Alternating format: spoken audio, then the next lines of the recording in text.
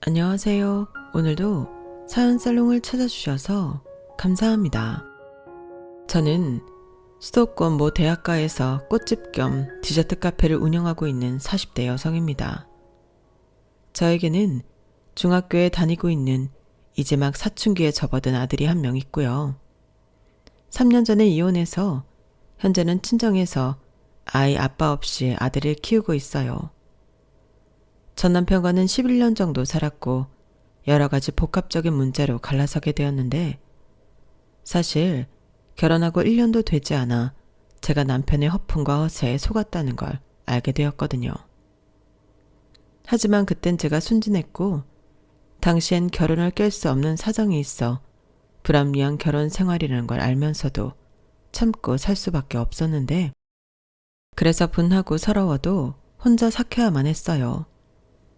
남편은 함께 살긴 했어도 무책임한 방관자라 도움은커녕 제가 자기 가족들 때문에 힘들어한다는 걸 알면서도 저를 외면했는데 그러니 저도 살기 위해 어느 순간부터는 혼자 발버둥을 치기 시작했죠. 지렁이도 밟으면 꿈틀하고 쥐도 궁지에 몰리면 고양이를 문다고 하잖아요. 그때 저도 그랬어요. 제가 원래 타고나길 순한 기질로 싫어도 싫다 말 못하고 거절도 잘 못하는 답답한 성격이었는데 자꾸만 억울한 일을 당하고 궁지에 몰리니 살기 위해 독해져야 했거든요. 지금도 그 전만큼은 그 사람들한테 고마워하고 있는 부분인데 덕분에 답답한 성격도 고치고 지금은 잘 나가는 사장님 소림 듣고 있으니 언젠가 정말로 우연이라도 마주친다면 고맙다는 말을 해줄 생각이었어요.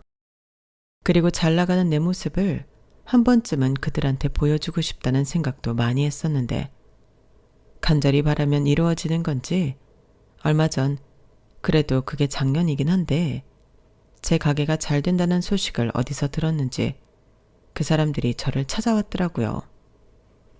그때는 놀랍기도 하고 또 약올라하는 신우의 표정을 보며 말할 수 없이 짜릿함도 느꼈는데 지금도 그때를 떠올리면 힘든 줄도 모르고 지냅니다. 당한 게 많아 그런지 더 통쾌하더라고요. 그리고 그런 일을 경험하게 되니 이런 제 이야기를 다른 분들에게도 들려드리면 어떨까 하는 생각이 들었는데요. 제 사연이 누군가에게 작게나마 용기를 줄 수 있으면 그것도 참 의미가 있겠다는 생각이 들었어요.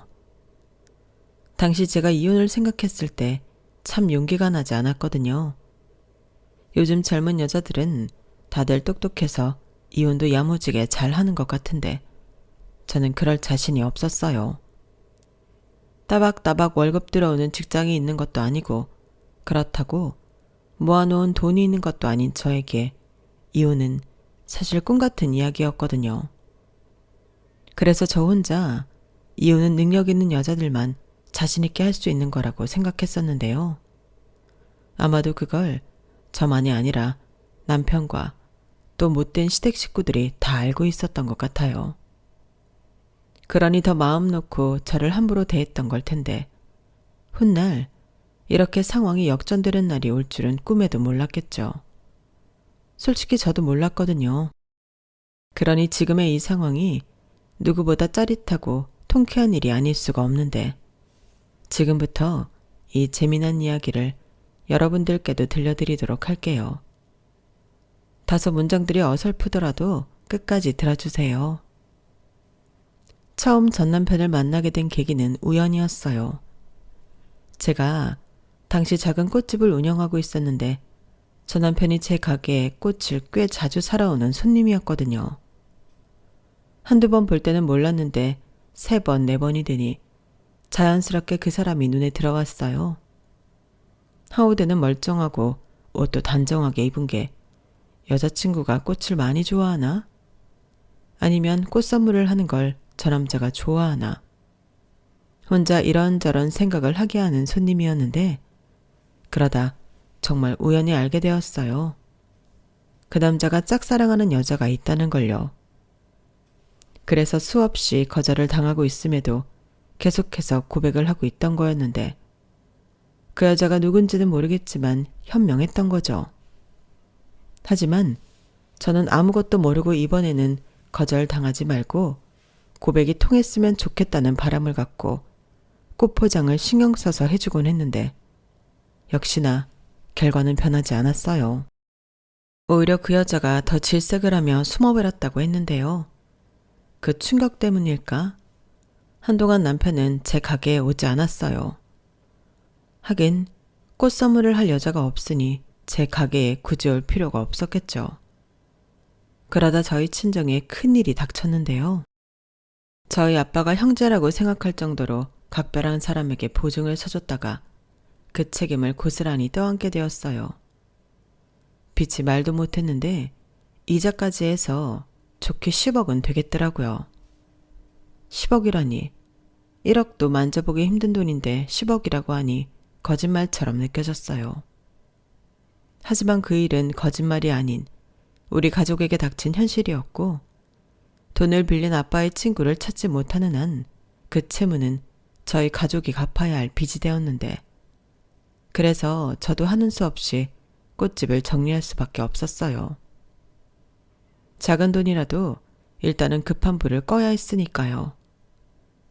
하지만 제가 꽃집을 정리하고 만들었던 돈이 1억이 채 되지 않았는데 당시 살고 있던 부모님 아파트는 물론이고 집에 돈이 될 만한 건 전부 팔았던 걸로 기억해요. 그런 일을 겪다 보니 저도 정말 힘들었는데 그러다 큰 고모의 주선으로 아직은 어린 나이인 24살에 맞선을 보게 되었어요. 말이 맞선이지 돈이 있는 집안의 아들이라며 제가 결혼만 하면 그 집에서 저희 친정 빚을 갚아주겠다고 해서 나간 자리였어요. 진짜 말도 안 되는 소리죠?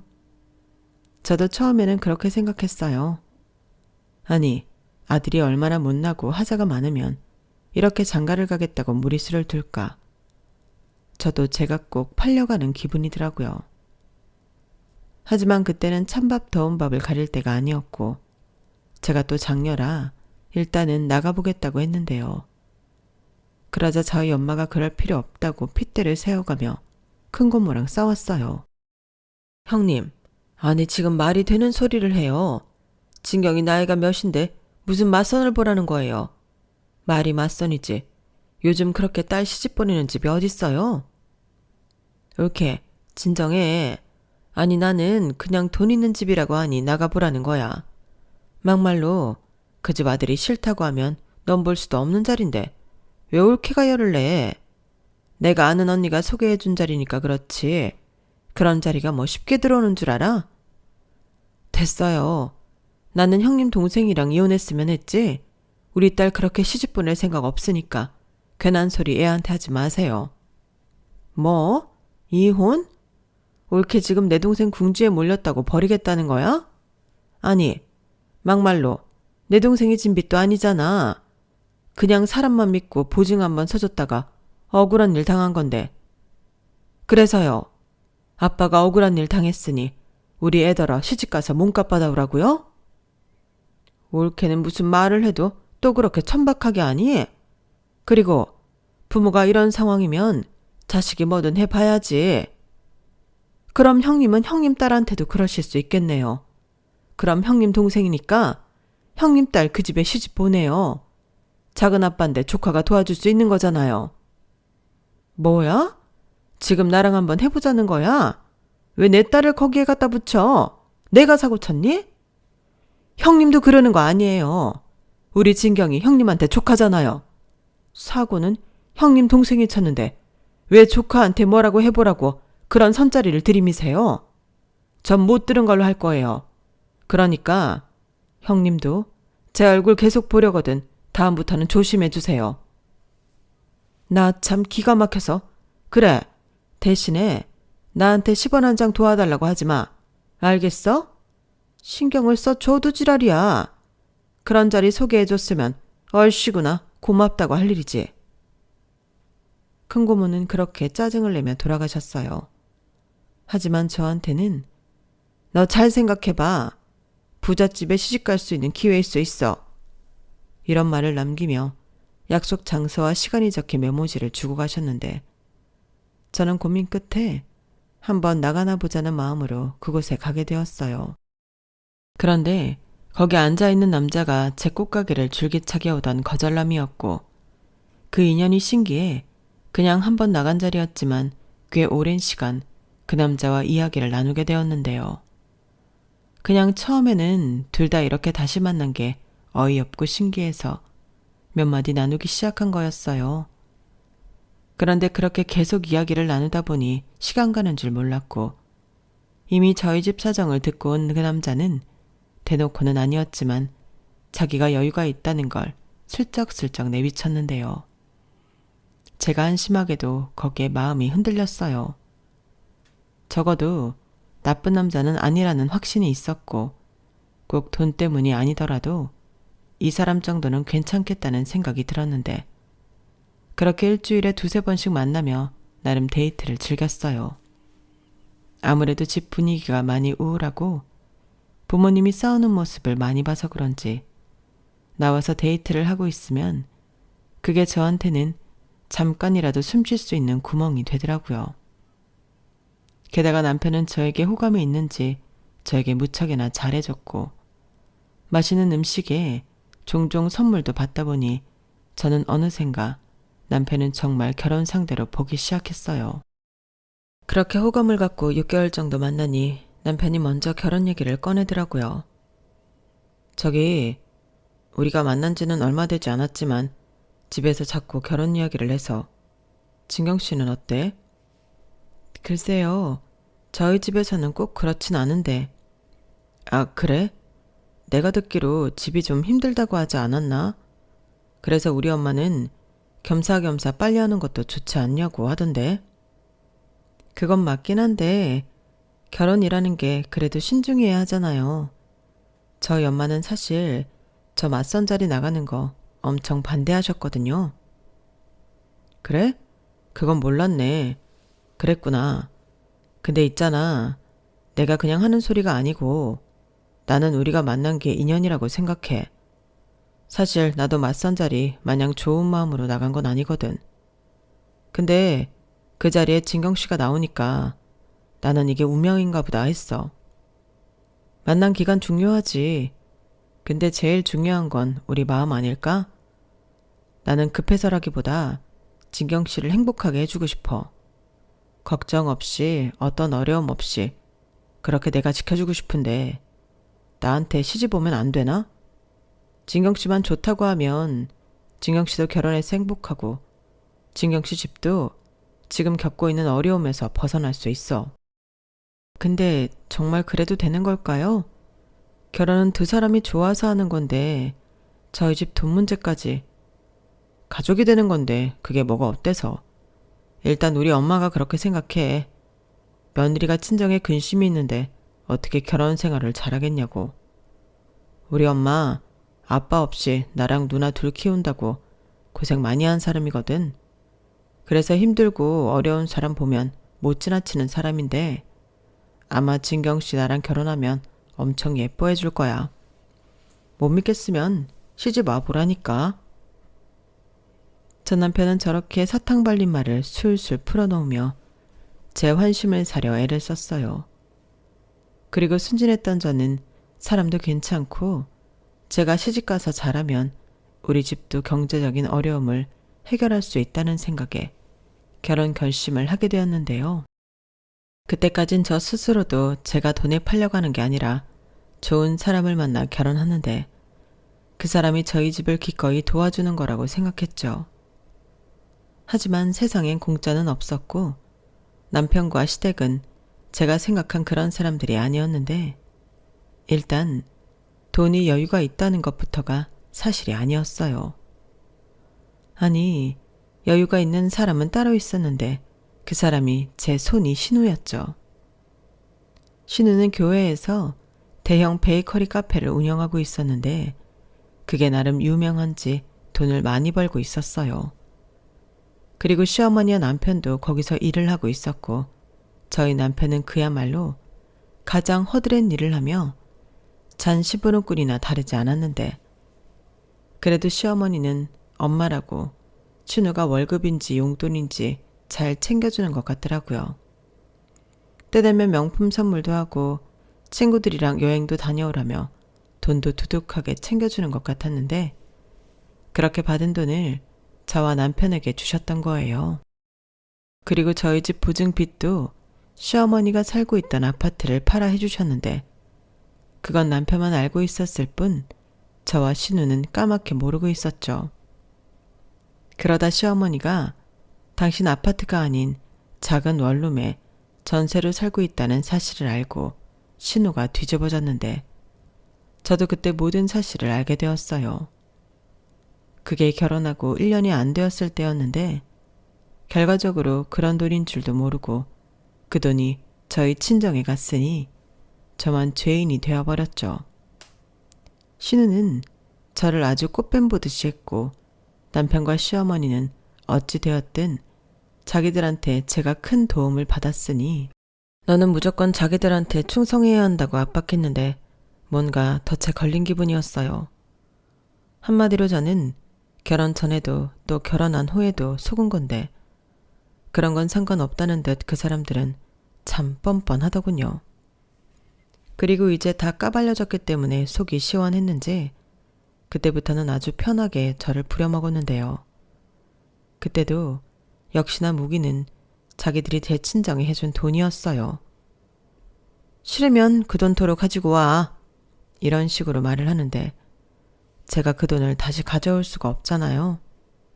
게다가 싫든 좋든 그 돈 때문에 저희 집이 혼란해서 안정을 찾아갔는데 부모님은 저에게 미안한 감정이 있었겠지만 더 이상 독촉전화에 시달리지 않고 돈 걱정 없이 마음 편하게 살 수 있어서 얼굴이 많이 편해지셨더라고요. 그래서 속은 건 분하지만 어쩔 수 없다고 생각하며 현실을 그냥 받아들이기로 했는데요. 여기에 한술 더 떠 손이 시누이는 아주 저를 못 잡아먹어 안달이었어요. 제가 작정을 하고 돈을 뜯으러 남편과 결혼했다고 대놓고 떠들고 다니더라고요. 그때 당시 제 성격은 하고 싶은 말도 제대로 하지 못했는데 그 때문인지 신우는 아주 신이 나서 저한테 함부로 했어요.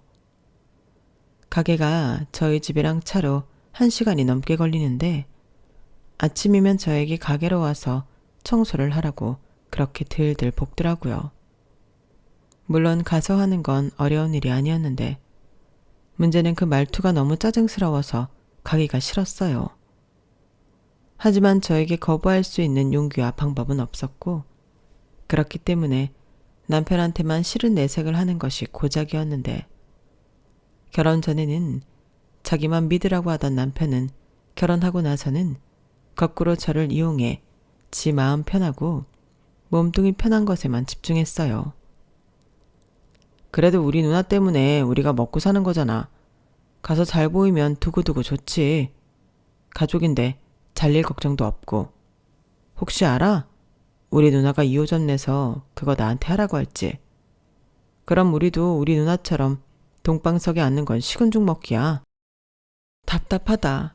형님이 그럴 사람이야? 그리고 그런다고 한들 자기도 뭔가 할 줄은 알아야지. 형님처럼 제빵 기술이라도 익히고 레시피 좀 배우고.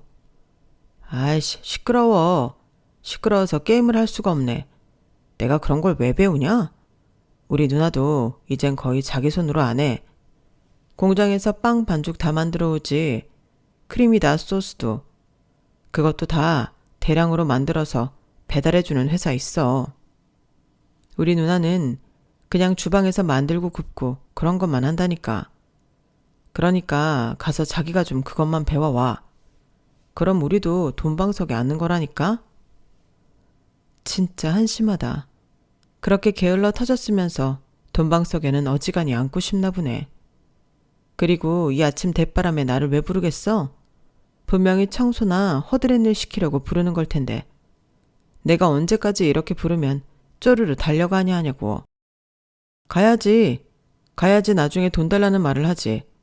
그리고 자기만 가냐? 아마 가면 우리 엄마가 1등으로 가 있을 거다. 며느리고 올 텐데 시누이 가게 가서 청소 좀 할 수 있지. 자기 잊었나 본데 우리 엄마가 처갓집에 해준 돈 그거 다 우리 누나 주머니에서 나온 거야. 저는 남편이 저런 말을 할 때마다 속이 터지는 것 같았어요. 하지만 저 말까지 들었을 때는 저도 할 말이 없어 아무 말도 못했는데 두 주먹만 부르르 떨 뿐이었죠. 너무 분했으니까요. 그렇게 본전도 못 찾고 신우이 가게에 가서 일을 하고 오면 하루가 어떻게 가는 줄도 모르게 쭉 노동의 연속이었는데요. 그렇게 일주일에 5일을 지내다 보니 저도 체력에 한계가 왔어요. 남편은 돼지처럼 살만 찌고 있는데 저는 결혼하고 15kg 넘게 빠졌더라고요. 아니, 이런 일을 연세도 많은 시어머니는 어떻게 하고 계시는 건지 그야말로 미스테리였는데 그렇게 한 2년을 살았을까요? 아무리 돈 때문에 매여있는 몸이라고 해도 이건 아니다 싶은 순간이 왔어요. 저희가 달리 월급이라는 게 없었거든요. 월급이라는 게 있어야 한 달 계획도 세우고 생활이 안정적인 건데 카드값은 시어머니가 내주시고 딱히 생활비라고 고정된 돈도 없이 현금은 필요하면 타 쓰고 나머지는 가족 카드를 쓰는데 그게 참 저는 불편하더군요. 남편은 카드만 쓰면 되는데 뭐가 불편하냐? 심지어 카드값도 자기 엄마가 내주니 걱정도 없어 좋지 않냐고 하는데 저희 시어머니가 카드 내역서를 아주 꼼꼼히 체크하는 분이셨어요. 아마 자기도 사장인 딸한테 돈을 받아 쓰는 입장이라 더 예민하게 구는 것 같았는데 그러니 제 화장품 하나, 옷 한 벌 사는 것도 그렇게 눈치가 보이더라고요. 그래서 한 번은 그냥 내가 직장을 다니겠다 얘기를 했는데 집안이 발칵 뒤집어졌어요. 뭐? 일을 하겠다고? 아니 지금 우리 가게도 바빠 죽겠는데 무슨 일을 해? 엄마, 며느리 교육을 어떻게 시키는 거야? 아우 너는 또 왜 나한테 지랄이야? 얘 아가, 너 왜 그러는 건데? 뭐가 아쉬워서 일을 하겠다는 거야? 그게요. 월급을 받기라도 하면 괜찮은데 저희가 생활비도 없이 이렇게 사는 게 불안해서 그래요. 월급? 나 참 기가 막힌다. 가족끼리 돕고 사는 거지. 무슨 월급이야. 그리고 내가 알기로 올케 우리 엄마가 만들어준 가족카드 쓴다며. 그건 카드잖아요. 그리고 그 카드 제가 쓰는 거 아니고 형님 동생이 써요. 그리고 매번 필요할 때마다 돈 달라고 하는 것도 그렇고 제가 여기서 일을 하는데 돈 받을 때마다 눈치 보는 건 아니잖아요. 진짜 어이없다. 이래서 머리 검은 짐승은 거두는 게 아니야. 올케 친정에 들어간 돈 벌써 잊었어? 그럼 올케는 그 돈 갚는다고 생각하고 더 열심히 일해야지. 뭐? 여기서 일하는데 왜 돈 받을 때마다 눈치를 보냐고? 나랑 장난해? 그럼 네가 눈치를 봐야지. 마음 편하게 살면 그게 사람이냐? 형님, 말 함부로 하지 마세요. 네가 지금 나 성질 돋우고 있잖아. 좌우간 딴 생각하기만 해. 사람이 말이야, 양심 있어야지. 그나마 가족이라 여기까지 하는 줄만 알아. 엄마도 이렇게 단돌이 좀 잘해. 내가 이런 것까지 신경 써야 해? 가뜩이나 바빠 죽겠는데. 바쁘면 가서 일을 해. 왜 자꾸 너는 엄마한테 그러니? 그리고 아가, 너도 그렇다. 이제 상황 파악 다 됐을 텐데 제 성질 좀 건드리지 마. 우리 집은 제가 대장이야. 너는 어떻게 된 게 하나만 알고 둘은 모르냐? 네가 살살살 입속에 혀처럼 굴어야 너도 네 남편도 살 길이 열리는 거야. 너 편하게 살고 싶지 않니? 나야말로 이렇게까지 아쉬운 소리 들어가면서 여기서 일할 필요 없는데 그래도 아들이니까 아들 잘 살게 하려고 내가 지금 이러고 있는 거야. 내가 정말 속 터져서 못 살겠네. 어머니, 솔직히 당사자인 사람이 제일 게으른데 이게 다 무슨 소용이에요. 이러면 형님이 아무리 좋은 기회를 준다고 해도 어머니 아들이 못해요. 어머님이 자꾸 이러시니까 더한 것 같단 말이에요. 그리고 자꾸 친정에 해준 돈 얘기하시는데 저 속이신 건 어머니세요. 저는 처음부터 이런 돈이었으면 그 돈 받지도 않고 시집도 오지 않았을 거예요. 얘가 또 왜 사람 속을 자꾸 뒤집어? 어찌됐든 너도 돈 보고 결혼한 거 맞잖아. 그리고 내가 그 돈 안 해줬냐? 내가 그 돈을 안 해줬어야 속아서 결혼한 거지. 나는 돈 다 해줬어. 잘 살던 아파트까지 팔아서 해줬더니 지금 이게 무슨 개소리야? 너 그 입 꿰매버리기 전에 꼭 다물고 있어라. 오늘 꿈자리가 뒤숭숭 하더니 이러려고 그랬나 보네. 아니, 나이 어리다고 해서 손주 욕심에 집까지 팔아 결혼시켰더니 어디서 저런 염치도 모르는 허접한 물건이 들어왔어? 시어머니는 저렇게 대놓고 저를 돈까지 쓰면서 며느리 삼았던 이유가 제가 나이가 어려 애를 잘 낳을 것 같아서였다고 말했어요. 제가 무슨 애기 낳는 최신 기계도 아니고 저런 상스럽고 몰상식한 말을 아무렇지 않게 한다는 게 너무 싫었는데 정작 친정 부모님 앞에서는 그런 표를 낼 수는 없겠더라고요. 저희 친정 엄마는 종종 전화해서 잘 지내는지 시댁과는 아무런 문제가 없는지 늘 마음을 불편해 하셨는데 그렇기 때문에 저는 속은 골마 터질지언정 친정엄마한테 잘 지낸다고 다들 너무 잘해주신다고 거짓말을 할 수밖에 없었어요. 그래야 친정 부모님이 저에 대한 미안한 마음을 덜 수 있으니까요. 하지만 정작 그러는 사이 제 마음의 병은 깊어만 갔는데 이렇게 살다가는 죽겠구나 싶어 이혼을 생각하게 되었어요. 그런데 하늘에서 이런 제 마음을 용납하지 않으신 건지 덜컥 임신을 하고 말았는데요. 아이한테는 미안하지만 많이 울었어요. 이렇게 또 발이 묶이는 것 같았거든요. 게다가 이런 저와 다르게 좋아하는 남편과 시어머니를 보는 게 불편하기만 했는데 그나마 다행인 건 제가 몸이 많이 약해진 상태에서 임신한 거라 더 이상 하기 싫은 신우 가게 일을 하지 않아도 된다는 거였어요. 신우는 그딴 게 어딨냐고 자기는 애 둘을 낳았어도 가게 나와 일을 했는데 왜 저만 특별 대우 해줘야 하냐고 입에 거품을 물었지만 그땐 시어머니가 제 편을 들어주더라고요. 아니 너는 건강했고 쟤는 비실비실 하잖아. 병원에서도 무리하면 유산할 수 있다고 했어. 절대 안정하라고 하는데 어떻게 여기로 와서 일을 하라고 하니? 엄마, 지금 친손자 외손자 차별하는 거지? 병원에서는 다 그렇게 얘기하는 거야. 그냥 하는 소리라고. 누구 내 안 가져봤어? 임신이 아주 벼슬이지. 그만해. 어떻게 하든 귀한 손자인데 너는 고작 그 10달을 못 참냐?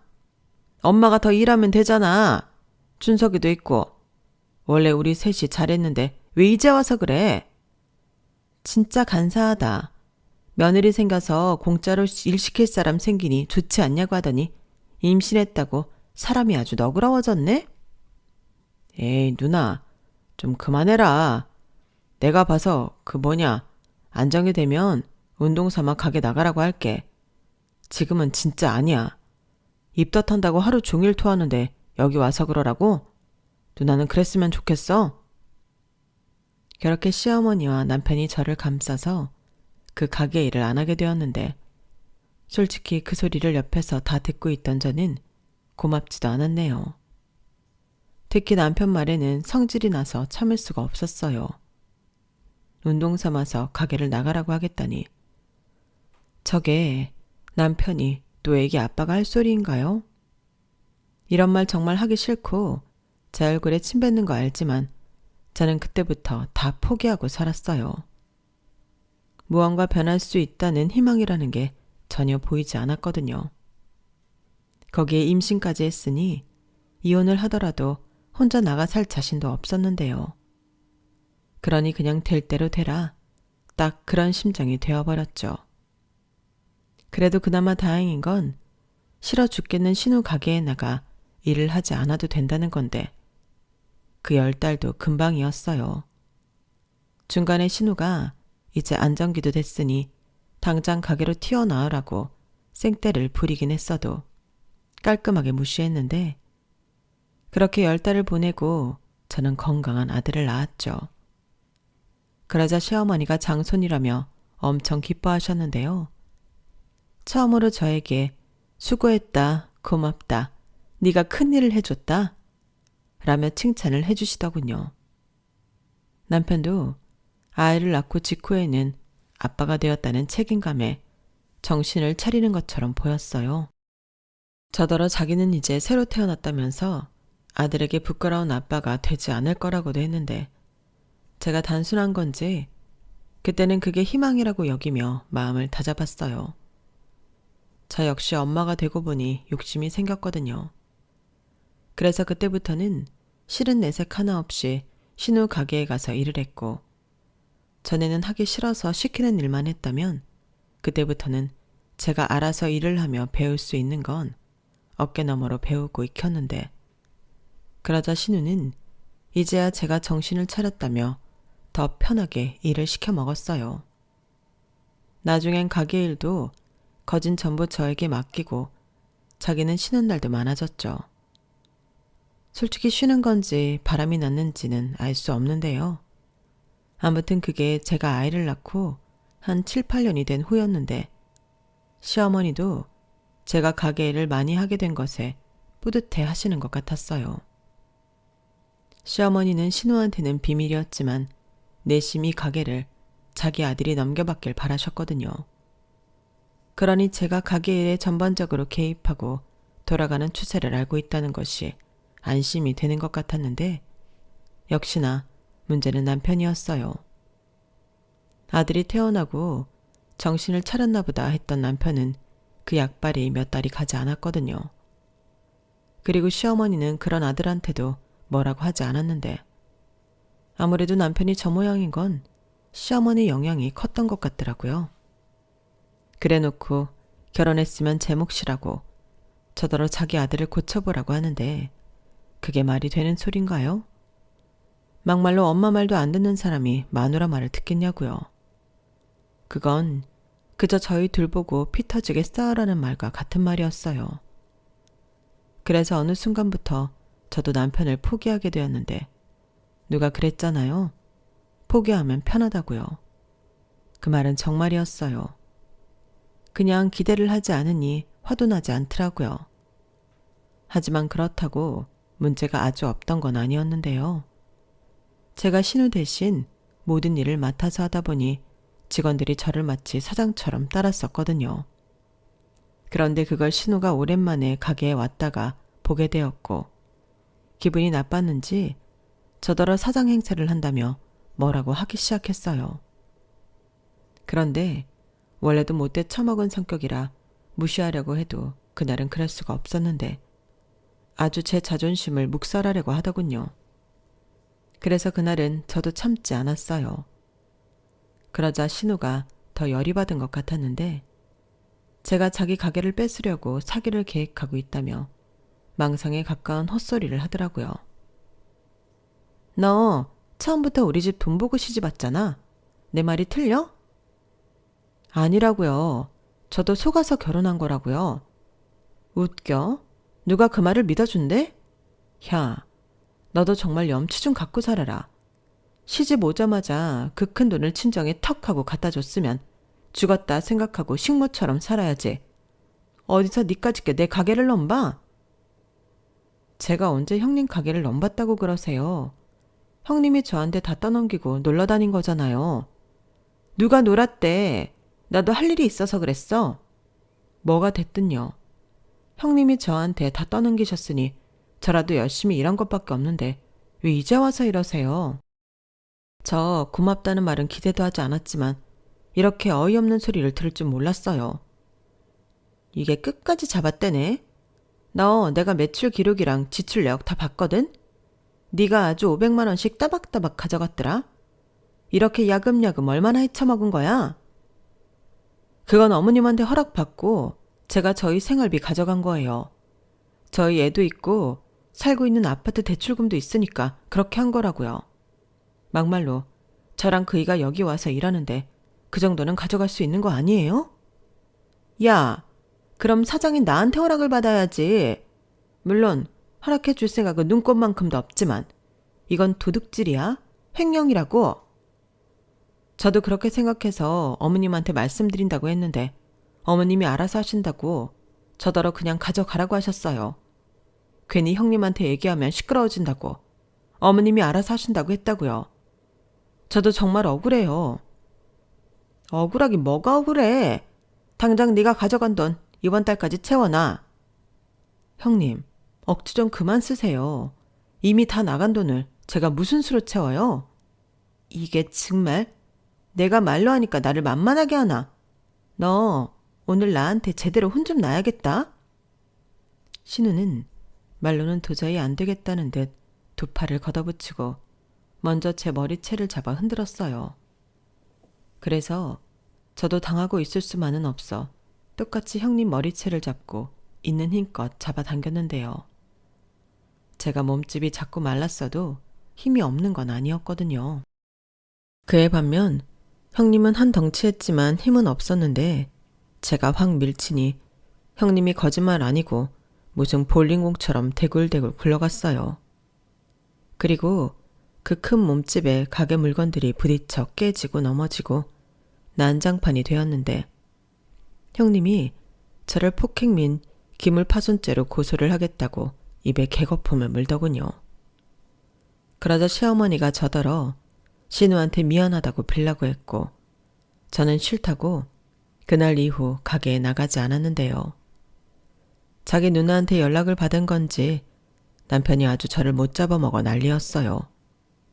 자기 누나가 앞으로 10원 한 장 우리한테 주지 않겠다고 했다며 저더러 책임지라고 몰아세우는데 저게 남편인가 싶더라고요. 아무리 남편이 남의 편이라는 말에서 줄인 거라고 했지만 그 순간은 남편도 용서할 수 없었어요. 아니, 평소에도 제 인생의 남편은 용서할 수 없는 존재였죠. 그래서 똥인지 된장인지 구별도 못하는 이 인간과는 더는 못 살겠다고 판단해서 이혼하겠다고 말했는데요. 그 순간에도 남편은 그걸 제가 홧김에한 소리로 여겼는지 아이고, 이혼? 그래, 네 맘대로 해라. 아주 네 맘대로 재산 분할도 하고 다 해. 라고 했는데 못할 것도 없었어요. 그래, 말 나온 김에 우리 진짜 계산 좀 똑바로 해보자. 나 시집 와서 우리 친정에 돈 가져다 줬다는 이유로 뭐 하나 받은 거 없이 자기 누나 가게에서 식모살이 했는데 자그마치 10년이다. 그럼 나 그 돈 이미 다 까고도 남은 것 같아. 그리고 당신 누나가 나한테 함부로 하고 막말했지? 나 그거 위자료 청구 소송할 거야. 형님이 나 고소한다고 했으니까 어디 한번 해보자고. 나도 이런 날이 올 것 같아서 문자랑 통화 녹음, 가게 CCTV 파일까지 다 챙겨놨거든? 그런데 당신은 방관만 했지? 방관도 이혼 사유야. 다 알면서도 모른 척 했잖아. 이참에 어디 누가에게나 제대로 붙어보자. 제가 이렇게 속사포처럼 말을 하니 남편이 놀란 얼굴이더라고요. 그러고는 아니 성격이 왜 이렇게 변했냐며 저를 이상한 사람 취급을 했는데 그러라고 했어요. 어차피 이혼하면 남인데 제가 그 인간한테 잘 보여야 할 이유는 없잖아요. 그리고 실제로 법원에 가서 이혼 서류도 가져오고 합의 이혼할 건지 소송을 할 건지 제가 물었는데 그제야 남편이 심각성을 깨달은 듯 보였어요.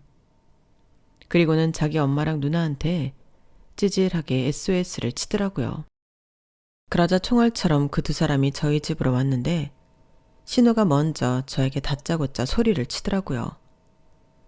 제가 제 발이 저려서 내빼려고 수작을 부리는 거라고 개소리를 짓거렸어요. 진짜 지랄생 쇼를 하고 자빠졌네.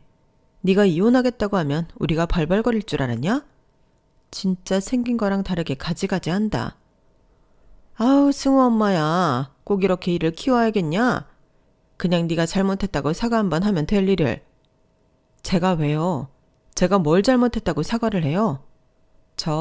더는 이렇게 안 살 거예요. 그래, 살지 마. 누가 살라고 매달렸냐? 야, 그냥 이혼해. 엄마도 더는 얘 붙잡지 마. 그리고 너 우리 엄마한테 받은 거 토해라. 싫어요. 저 그만큼, 아니 그 이상 형님 가게에서 일했고 제대로 월급도 못 받았으니까 그걸로 퉁칠 거예요. 뭐? 누구 마음대로? 싫으면 법으로 하시든가요. 저는 증거 다 있거든요. 이렇게 된 거 우리 제대로 따져봐요. 저는 그럼 속아서 결혼한 것부터 까볼 테니까. 너 처음부터 이럴 작정이었지? 엄마, 이것 봐봐. 얘가 우리 뒤통수 칠 거라고 내가 말했지? 너 정말 이럴 거니? 아니, 내가 어떻게 우리한테 이럴 수가 있어. 그때 니네 집 그 돈 아니었으면 풍비박산 나기 일보 직전이었잖아. 그래서 그걸 미끼로 저를 10년 넘게 붙들어 놓고 부려 먹었잖아요. 저 승우 안 나왔으면 그때 이미 이 집 며느리 안 했어요. 엄마, 누나, 저 사람 지금 완전히 돌았어. 어떻게 좀 해보라고. 됐어. 하긴 뭐래. 너 그냥 이혼해. 너 안 잡을 테니까 당장 짐 싸서 나가. 네 잘난 애도 데리고 가라. 야, 그게 무슨 소리야. 왜 우리 손자를 데리고 가. 아니다. 너만 나가. 엄마, 이 와중에 친손주를 챙기겠다는 거야? 그럼 그 애는 누가 키울 건데? 엄마가 키울 거야?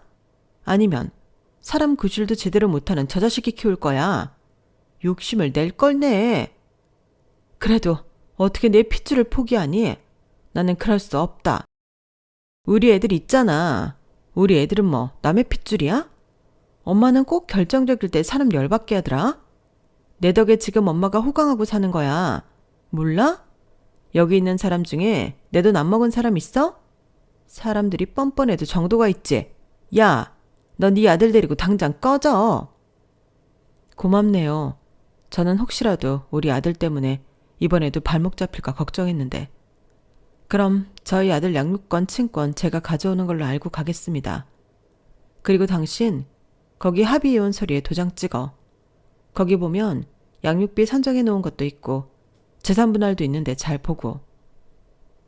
저는 그렇게 말하고 짐이라고 할 것도 없이 단촐하게 아들을 데리고 친정으로 왔어요. 아들도 워낙에 어릴 때부터 엄마가 고모한테 당하는 걸 봤기 때문에 순순하게 저를 따라 나섰는데, 문제는 내내 영문도 모르다가 10년이 지나고서야 제가 고생하고 힘들게 살았다는 걸 알게 되었어요. 그 때문인지 저희 엄마는 쓰러지시기까지 했는데 저희 아빠는 고모를 찾아가서 따지기도 했죠. 하지만 고모는 이제 와서 왜 그러냐고, 자기 덕에 사돈한테 돈 받아 지금 그렇게 사는 거 아니냐고 대판하신 모양이었고, 그렇게 저희 아빠는 당신의 누나인 고모와 절연을 하시겠다고 했는데 저는 솔직히 고모를 원망하진 않았어요. 어찌됐든 선택은 제가 했고 그들이 작정하고 속인 건데 고모 탓을 할 수는 없죠. 그리고 어차피 저들도 제가 요구한 이혼을 거부할 것 같지도 않았는데 저는 그냥 친정 빚 갚고 10년 만에 집에 돌아온 셈 치려 했어요. 하지만 남편은 무슨 미련인지 민기적거렸고 금 8개월 정도를 질질 끌었는데 제 마음이 달라질 리가 없고 자기 누나도 완강하니 어쩔 수 없다는 듯 나중엔 도장을 찍더라고요. 그때 제가 지금 도장 찍어주면 양육비도 안 받겠다고 했는데 그러자 그게 솔깃하긴 했는지 남편이 도장을 냉큼 찍었어요. 사실 양육비를 달라고 해도 이 인간 제때 줄 거라는 믿음 따윈 없었던 터라 솔직히 이러든 저러든 저는 상관이 없었는데 그렇게 꼬박 11년 만에 결혼 생활을 청산할 수 있었죠. 남들은 이혼할 때 아주 진흙탕 싸움을 한다고 하던데 그들은 저를 무시했기에 순순하게 이혼을 받아들였어요. 그리고 저는 몇 달은 친정에서 힘들었던 몸과 마음을 추슬렀고 많이 늦었지만 취업을 하기 위해 노력을 시작했는데요. 이걸 보고 천운이라고 하는 건지 저희 집을 발칵 뒤집어 놓았던 문제의 아빠 친구가 저희 집을 찾아오셨어요. 행색을 보니 그동안 정말 고생을 많이 한 것 같았는데 자기는 죄책감 때문에 한시도 편하게 살지 못했다고 하더라고요. 솔직히 그 말을 듣는데 저와 엄마는 그 아저씨가 용서가 되지 않았는데요. 저희 아빠는 눈물을 흘리며 무슨 사정이 있었겠지 생각하셨답니다.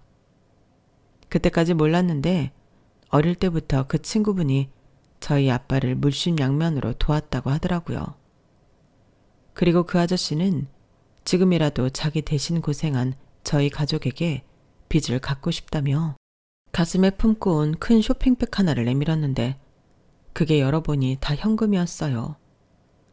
자기가 통장을 만들 수 없어 이렇게 모았다고 하셨는데 그걸 나중에 은행에 가서 세어보니 20억 가까이 되는 돈이라고 하더라고요.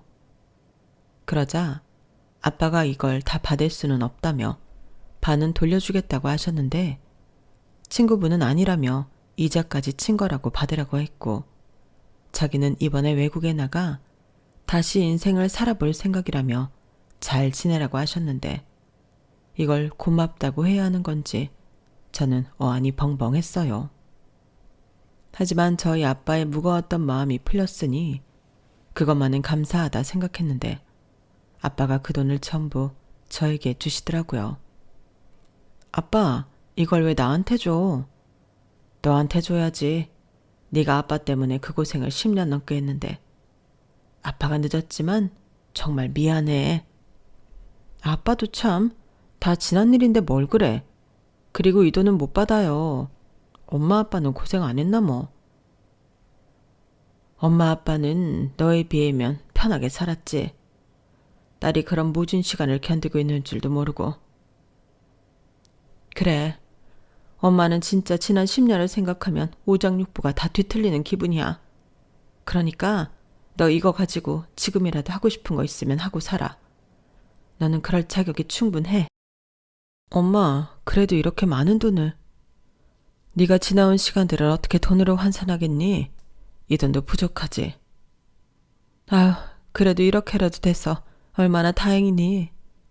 엄마는 이제야 숨통이 조금 트이는 것 같다. 그렇게 친정 부모님은 저더러 그 많은 돈을 알아서 쓰라고 주셨어요. 그리고 차마 그 돈을 저 혼자 다 쓸 수는 없어 친정 부모님과 함께 살 2층 집을 마련하고 제 가게를 다시 차릴 생각이었는데요. 저는 여전히 꽃을 사랑했고 다시 기회가 있다면 꽃집을 하고 싶었거든요. 그러다 가게 자리를 물색하던 중 지금의 대학가 근처 매장을 소개받게 되었는데 거기가 처음부터 규모가 꽤 있는 카페였어요. 그걸 본 순간 떠올랐죠. 플라워 앤 디저트 카페를 해봐야겠다고요. 어깨 넘어 배운 기술이긴 하지만 케이크와 파이 그리고 타르트 정도는 손으로 예쁘고 맛있게 만들 수 있었거든요. 그리하여 저는 가게를 오픈하기 전 제과 제빵 자격증을 따기 위해 공부를 하기 시작했어요. 그리고 그 사이에도 저만의 레시피를 만들기 위해 연구에 연구를 거듭했는데 참 그 기간도 행복했어요.